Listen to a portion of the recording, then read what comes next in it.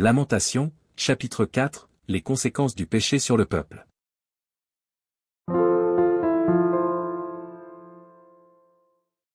Et quoi? L'or a perdu son éclat. L'or pur est altéré. Les pierres du sanctuaire sont dispersées. Au coin de toutes les rues. Les nobles fils de Sion, estimés à l'égal de l'or pur, sont regardés, hélas, comme des vases de terre, ouvrage des mains du potier. Les chacals même présentent la mamelle et allaitent leurs petits. Mais la fille de mon peuple est devenue cruelle, comme les autruches du désert. La langue du nourrisson s'attache à son palais, desséché par la soif. Les enfants demandent du pain, et personne ne leur en donne. Ceux qui se nourrissaient de mets délicats périssent dans les rues. Ceux qui étaient élevés dans la pourpre embrassent les fumiers. Le châtiment de la fille de mon peuple est plus grand que celui de Sodome, détruite en un instant, sans que personne ait porté la main sur elle. Ces princes étaient plus éclatants que la neige, plus blancs que le lait. Ils avaient le teint plus vermeil que le corail. Leur figure était comme le saphir.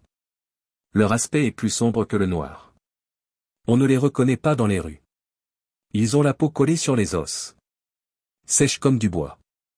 Ceux qui périssent par l'épée sont plus heureux que ceux qui périssent par la faim, qui tombent exténués, privés du fruit des champs. Les femmes, malgré leur tendresse, font cuire leurs enfants. Ils leur servent de nourriture. Au milieu du désastre de la fille de mon peuple, l'Éternel a épuisé sa fureur. Il a répandu son ardente colère. Il a allumé dans Sion un feu qui en dévore les fondements. Les rois de la terre n'auraient pas cru.